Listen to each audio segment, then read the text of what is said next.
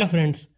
आजकल pollution, unhealthy diet, stress और modern medicines ये सब मिलकर बॉडी को धीरे धीरे कमजोर कर रहे हैं।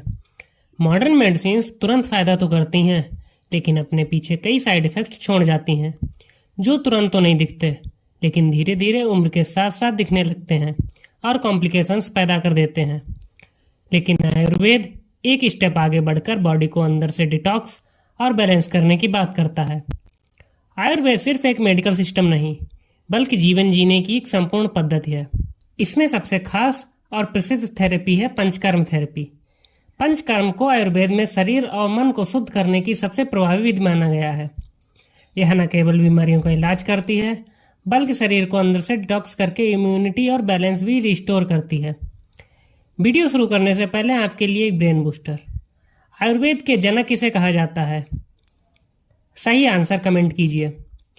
आज की इस वीडियो में हम डिटेल में समझेंगे कि पंचकर्म क्या है, इसमें कौन कौन से स्टेप्स होते हैं, इसके फायदे क्या हैं और किन लोगों को यह थेरेपी अवॉइड करनी चाहिए।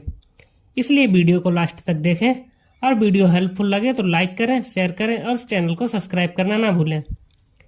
वेलकम टू माय चैनल सेहत एंड साइंस। सेहत को समझते हैं साइंस के साथ।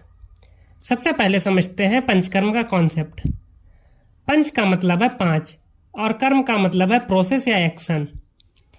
पंचकर्म थेरेपी में 5 प्रमुख स्टेप्स होते हैं, जिनसे बॉडी डिटॉक्सिफिकेशन, बैलेंस और हीलिंग होती है। ये शरीर को डीप क्लीनिंग करके डिसीज को रूट लेवल से ठीक करने की कोशिश करते हैं। ये थेरेपी सिर्फ बीमारी ठीक करने के लिए नहीं, बल्कि प्रिवेंशन और ओवरऑल वेलनेस के लिए मानी गई है। आयुर्वेद के अनुसार शरीर 3 दोष, वात, पित्त और कफ से बना है। अगर आपको आयुर्वेद को डिटेल में समझना है तो मेरी पिछली वीडियो जरूर देखें, जिसका लिंक डिस्क्रिप्शन बॉक्स में दिया है। जब ये तीनों दोष बैलेंस रहते हैं तो शरीर हेल्दी रहता है, लेकिन जब ये इम्बैलेंस होते हैं तो डिसीज डेवलप होती है।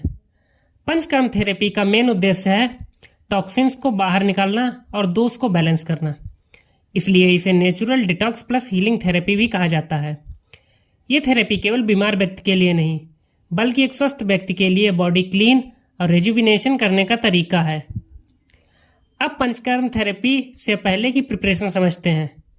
पंचकर्म शुरू करने से पहले शरीर को इसके लिए तैयार किया जाता है। इसे पूर्व कर्म कहते हैं।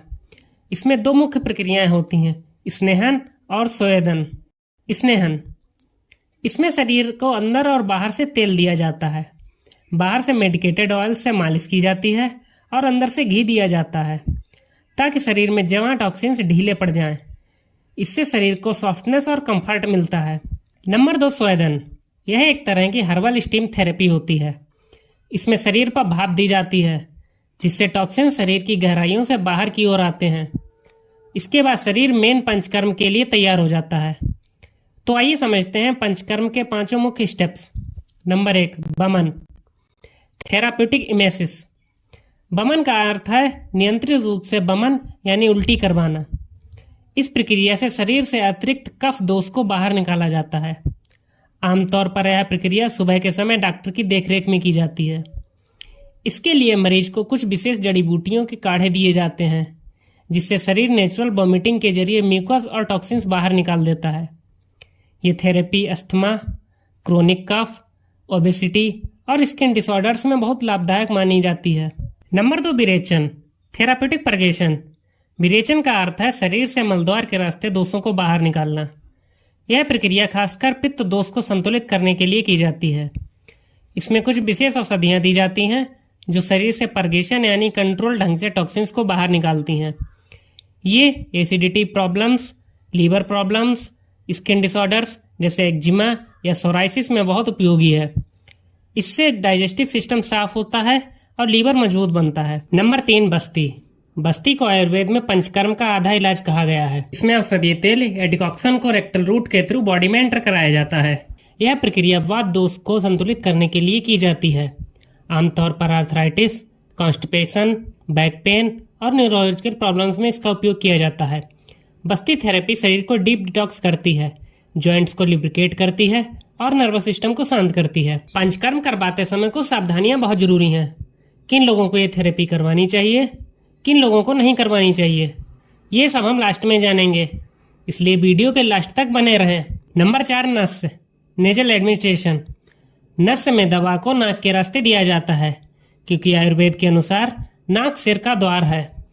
इस थेरेपी में नाक में मेडिकेटेड ऑयल या हर्बल ड्रॉप्स डाले जाते हैं जो दिमाग और सेंसरी ऑर्गन तक पहुंचते हैं। ये migraine, sinusitis, hair fall, memory loss और स्ट्रेस में बहुत लाभकारी है। नस से नेसल पैसेजेस साफ होते हैं, ब्रीदिंग आसान होती है और माइंड को क्लैरिटी मिलती है। नंबर 5, रक्त मोषण। रक्त मोषण का अर्थ है रक्त शुद्धिकरण यानी इम्प्योर ब्लड को निकालना। ये प्रक्रिया स्किन डिसीजेस, हाइपरटेंशन, गाउट और टॉक्सिन लोड में की जाती है।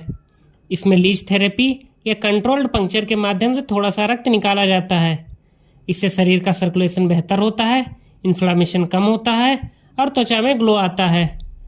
पंचकर्म थेरेपी करवाने का सही टाइम क्या होता है, ये जानने से पहले आपके लिए ब्रेन बूस्टर नंबर 2, खून का रंग लाल क्यों होता है?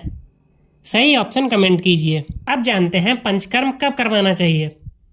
पंचकर्म किसी भी समय नहीं कराया जाता, बल्कि इसे सही सीजन में करवाना जरूरी है। आमतौर पर मौसम बदलने के समय यह सबसे अधिक लाभकारी होता है। इसके अलावा chronic diseases, fatigue, stress, obesity या डाइजेशन प्रॉब्लम्स में भी कराया जा सकता है। स्वस्थ व्यक्ति इसे साल में एक बार करा के अपने शरीर को बैलेंस में रख सकता है। अब जानते हैं इसके फायदे। पंचकर्म थेरेपी के अनेक लाभ हैं। शरीर से टॉक्सिन्स निकलते हैं और मेटाबॉलिज्म बेहतर होता है। इम्यूनिटी स्ट्रांग होती है और शरीर की एनर्जी लेवल बढ़ती है। मन शांत रहता है और नींद बेहतर आती है। डाइजेशन बैलेंस होता है। स्किन साफ और ग्लो करने लगती है। लाइफस्टाइल डिसीजेज जैसे बीपी और डायबिटीज में भी राहत मिलती है। अब जानते हैं पंचकर्म कराते समय हमें क्या सावधानियां बरतनी चाहिए। पंचकर्म हमेशा किसी क्वालिफाइड आयुर्वेदिक डॉक्टर की देखरेख में ही कराना चाहिए। प्रेगनेंसी, बहुत ज़्यादा weakness, very old age, high fever या हार्ट पेशेंट को बिना सलाह के ये थेरेपी नहीं कराना चाहिए। हर व्यक्ति का शरीर अलग होता है, इसलिए ट्रीटमेंट भी व्यक्ति की कंडीशन के अनुसार ही तय होता है। तो दोस्तों, पंचकर्म सिर्फ एक डिटॉक्स थेरेपी नहीं, बल्कि शरीर और मन दोनों को संतुलित करने की एक पूरी प्रक्रिया है। आज की भागदौड़ भरी जिंदगी में ये थेरेपी हमें फिर से नेचर से जोड़ती है और शरीर को अंदर से नया जीवन देती है। अगर आप भी नेचुरल तरीके से अपना हेल्थ मेंटेन रखना चाहते हैं तो क्वालिफाइड एक्सपर्ट से सलाह लेकर पंचकर्म जरूर करवाएं। चलिए जाते जाते थोड़ा ब्रेन बूस्ट करते हैं। बताइए पंचकर्म में बमन का क्या अर्थ है? सही आंसर कमेंट में बताइए। अगर आपको ये वीडियो हेल्पफुल लगी हो तो कमेंट करें, लाइक करें, शेयर करें और सब्सक्राइब करें हमारे चैनल सेहत एंड साइंस को, जहां हम सेहत को समझते हैं साइंस के साथ।